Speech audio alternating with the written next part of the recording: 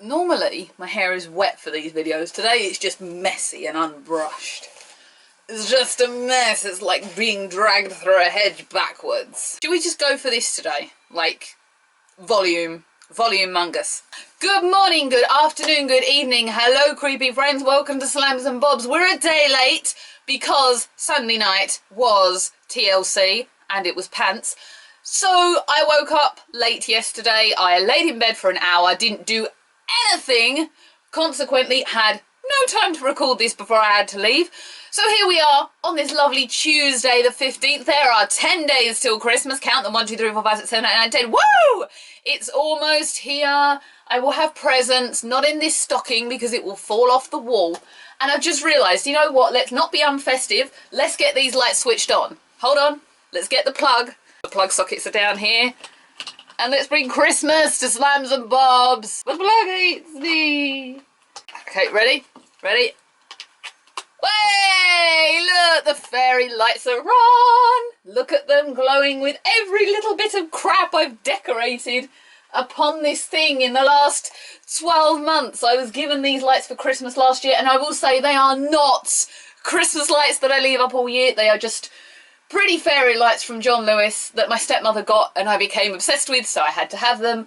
But we will have them on this festive season as Christmas lights, and then they will just be pretty fairy lights for the rest of the year. So back to Thunderbirds. Saturday's episode was called the Hexpert, and it was Parker's accent of the Hexpert, because he pronounces every h sound so amazingly. As our recap, I'm not going to read from the iPad like this, don't worry. Alice is a scientist who's trying to stabilise a reactor. It gets overreactive and is going to go poof, and she gets trapped inside. I think we need some help here, guys, don't you? Who are we going to call? Not the Ghostbusters. So Penny and Parker, after our lovely 5, 4, 3, 2, 1 intro, are travelling through more countryside. Apparently that's all they ever do. And are being tailed by someone. Although apparently it ends up being the GDF, the Global Defence Force, and that's fine because they're safe and they actually need their help. But actually they need Parker's help because he is the only one known, supposedly, to have cracked into one of these vaults in time. So they need his help. He gets sent home to get his bag of tricks, which is essentially a load of rubbish. It's chewing gum and bands and anything that you could just go and pick up from a local craft store.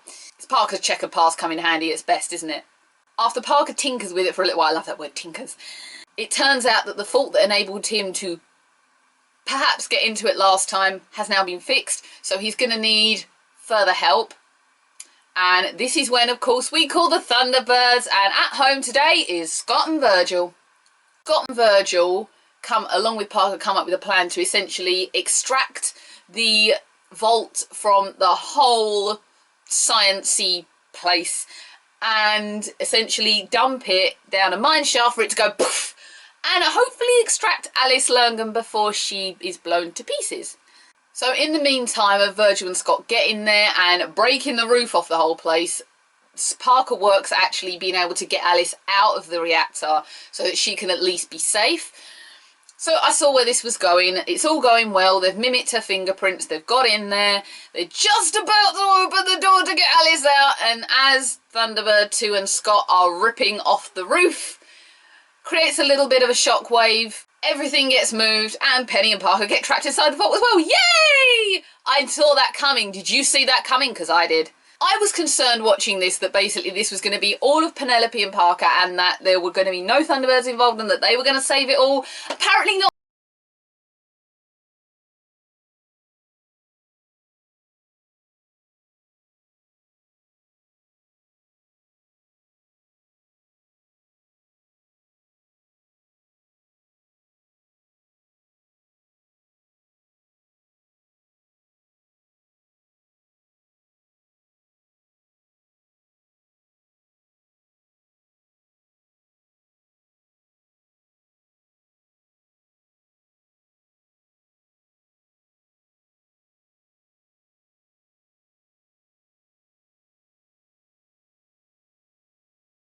And then obviously they've got to get Penny, Parker and Alice out before they die. So Scott manages to come along and get them onto a ledge, and then Parker's trying to reach for something. They just get Parker out. Virgil dumps the vault down a mine shaft. He goes poof, and Scott goes woo! up the shaft and throws himself in the back of Thunderbird 2 as they watch it go boom. Happy ending, no one dies, bit of suspense.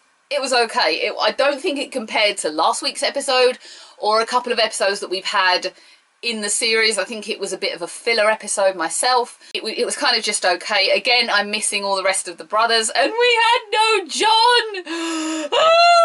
It's like the first episode since it started. There hasn't been John. Give me back my John now. So for anyone that doesn't know, this is actually kind of like pays homage, tribute to the episode Vault of Death from the original.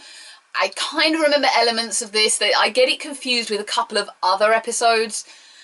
It's nothing like the original. Nothing like the original, which is just fine, but it's nothing like the original. The Fire Flash episode, episode 1, I'm going to put the name of that episode down here. It was like episode 5 in this series. I'm struggling to remember its name. Sorry. It's been a long few days. There's a lot going on, and I just want to... My head's going to crack open eventually, so please excuse me for not remembering episodes' names right now. Do I think they maybe could have done a bit more to have kept more of the original themes in with it? Yeah, probably. I have to say, the first thing I thought when watching this episode is, how old is the voice actor for Parker David Graham? And he's like 90, 91. I am amazed at that age. He's like the same age as Dick Van Dyke. Like, that he still has it. Sometimes because as people get older, their voices change, but that Parker accent is so spot on, and I'm in awe of David Graham. He just still has it, and he's the nostalgia element, but yet somehow with the way he's acting with his voice, he's completely reinvented Parker in a different way. It's so warming to see that we've got that link. But yeah, it's been reinvented. He's kind of a bit more comical. He's not as serious, perhaps, but he's still Parker. I got really excited when I saw Scott using the little laser cutter gun. I was like, I'm going back to the original. I did love those laser cutters. It just something about it when I saw it. I was like, ah! Clearly, Thunderbird 2 must have power steering. Could you imagine if Thunderbird 2 did not have power steering and Virgil was trying to, like, hold the vote on his own with the power of his own arms? That would therefore mean, if he could do that, that he would be a vampire, as I predicted, because vampires have superpowers and super strength. He has red eyes in different scenes. He is a vampire, and so is Gordon.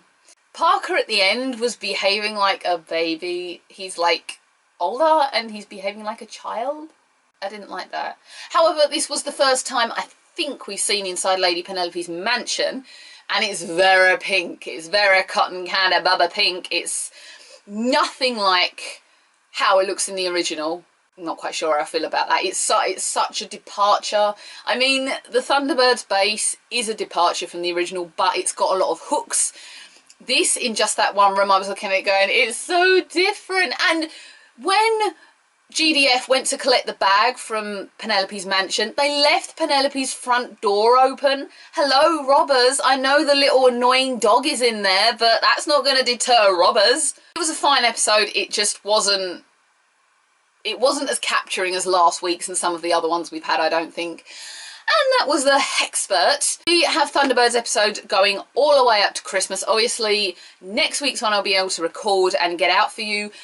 Boxing Day is one, maybe a couple of days wait, depends on who's in the house. Obviously, there's no way I'm going to be able to record it Boxing Day, people. But I am going to try and do a couple of things to put out to you over the Christmas period. Hopefully not all of them makeup related. I know not everybody wants to see everything makeup related, but I'm going to try. I'm going to try. My one idea, and if I can record it in time, I will, was to watch the Christmas episode, Give or Take a Million, that's what it's called, I keep forgetting, and I was going to record that and put that out for you if I have time. There is literally so much going on in the next few days, in the next kind of 6-7 days leading up to Christmas week. So much going on. If you would like to subscribe, please do. If you would like to follow Instagram or Twitter, please do. I'm trying not to neglect them. I went through a whole stage. I'm neglecting Instagram and just focusing on Twitter, I think, at the minute. Please bear with me. I'm trying my hardest. And again, thank you for wasting your precious minutes to watch me make an idiot of myself. I will see everybody again for the next Thunderbirds episode or whatever you want to watch from me. Bye, everyone.